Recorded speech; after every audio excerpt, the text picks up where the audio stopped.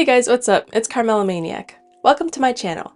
If you're new here, sit down, stay a while, take off your coat, because today I will be breaking down and reviewing Isabel LaRosa's new song called Muse. Isabel LaRosa is kind of a new artist, and you probably know her song I'm Yours, which was making its rounds on TikTok.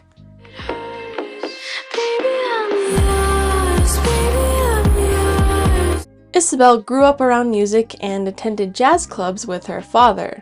Her dad played the saxophone and her brother played the guitar, and she would sing along with them. Isabel and her brother continue to work together today. They work together to write Isabel's music, and her brother produces them. That sounds a little familiar, doesn't it? Muse starts off with a guitar riff that is heavily coated and dripping in distortion and has a frequency filter on it.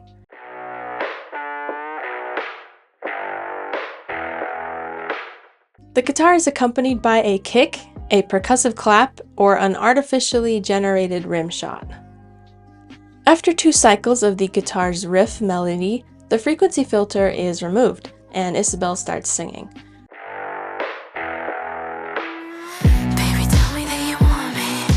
The transition from unclear to clear is so cool, already like 15 seconds into the song. It's like having your ears plugged and then finally pop, and then everything sounds crystal clear, and you remember what it's like to be happy again. Isabel uses a very breathy head voice for most of the song, and we can hear very clearly when she takes a breath to sing the next line. It creates a sense of intimacy and sultriness, which goes along very nicely with the hardcore guitar riff. This song is on the slower end in terms of tempo, which also propagates the song's intimacy and sultriness. On the last lines of the pre-chorus, Isabel mixes in a little chest voice on the word mine, which builds up the song's energy a little for the chorus. What adds to the build-up to the chorus as well is the guitar changing its pattern to a static note with a straightforward rhythm. This pattern is maintained while Isabel sings the word mine.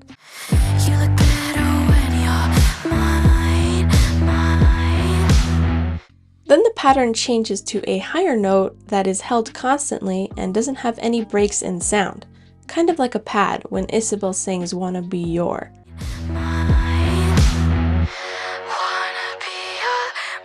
On the line Wanna Be Your, nothing else plays except for the guitar part I just mentioned, leaving us in total suspense and wanting more.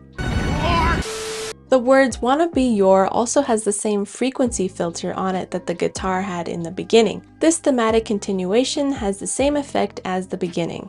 It gives her voice a cool sound, like she's on the radio, giving the song kind of a retro effect in a dark and brooding way. When the chorus drops, Isabel's vocal line still has the same frequency filter on it, but shortly after she makes the M sound on the word Muse, it sounds like either the frequency filter is taken away and we unclog our ears again, or another vocal part that doesn't have the frequency filter is layered over Isabel.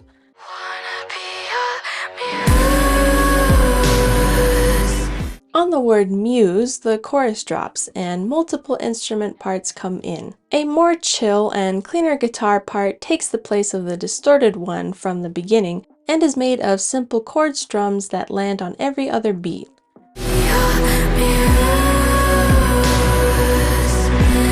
In this section, everything has a lot of gosh darn reverb. This part of the song is super atmospheric and reminds me a lot of Billie Eilish's music. And it's weird that Isabel's brother produces all her music like how Phineas does for Billie Eilish. And Isabel's song sounds kind of similar to some of their songs. I'm not implying anything by this, just pointing out a little quinky dink there. This part also sounds like there are 2 vocal parts, one being pretty low and the other one being pretty dang high. Like she even hits a pretty impressive, maybe just for my range, G5.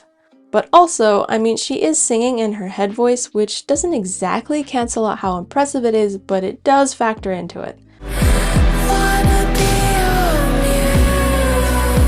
I'm thinking they compressed the hell out of her vocals in the chorus, or they are processed heavily because when she takes a breath, the sound shudders slightly. Maybe that is a stylistic choice, or they were just having difficulties getting her voice loud enough for the bigger moment of the chorus as she's singing in her head voice.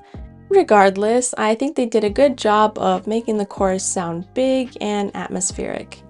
The possible layered vocal parts, all having reverb on them, thicken up the song's chorus, causing it to take up more space and make up for the fact that there really aren't that many instruments in the chorus. After the second chorus, we are blessed with a guitar solo. This guitar solo kind of lets loose and satisfies us in a way Isabel was kind of unable to do in her head voice. And I know that Isabel singing in her head voice was definitely a stylistic choice, and it matches the song well, but the guitar is still able to accomplish what she kind of couldn't without breaking the song's vibe and theme.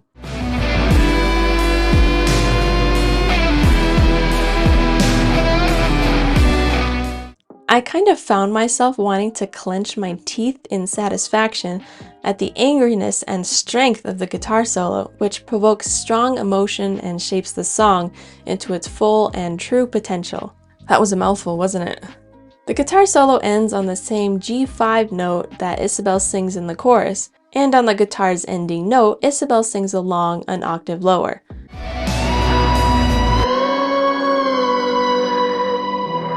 Everything except for Isabel, the tail fading end of the guitar, and an ambience-filled synth pad disappear, leaving us to revel in the guitar's conviction. Isabel's vocal line that joins the guitar has the same radio frequency filter on it, again bringing that retro dark theme back.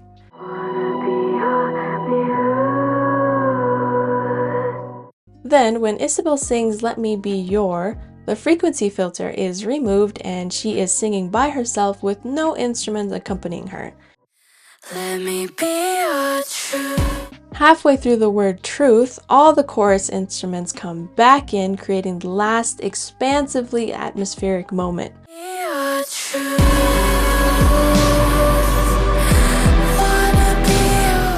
After this, the song ends abruptly, leaving us to think about what we've just listened to. Man, this song is so freaking cool. Like, it's produced so well and it's performed well. Good job. Really good job. There's such an amazing contrast between the smaller verse moments and the massive chorus moments. It's like for the verse, we were focusing on the happenings of Earth and what goes on in our day-to-day lives. And then when the chorus hits, we zoom all the way out and our perspective switches to a planetary level and we see the Earth rotating around the sun, and we continue to zoom out until we see the whole Milky Way and all the different galaxies passing us by. I just wanted to add also that when Isabel uses her head voice in the big chorus moments, it sounds ethereal and kind of unearthly, and it matches like the whole space and zooming out things so well. There is just so much attention to detail in all the transitions between verses and choruses that just make the song come to life. The way this song was produced and how Isabel sings brings out great emotion. The kind of minor guitar and vocal melodies and half-step note changes of the song perfectly emulate the dark and broody mood of this song as well.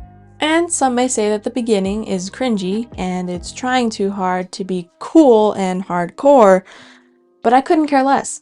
I think it is just the right amount of guitar distortion to get the point across. However, I think the song would make a cool TikTok edit. It's got movie atmosphere qualities. I can just see a girl wearing all black getting off her Harley Cruiser and taking off her helmet and flipping her hair in the beginning of this song.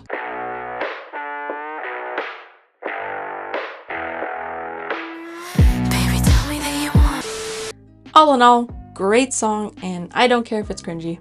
Thanks for watching. If you enjoyed this review, or even if you didn't, please consider subscribing to the channel. Let me know what you guys think of Muse by Isabel LaRosa in the comments below.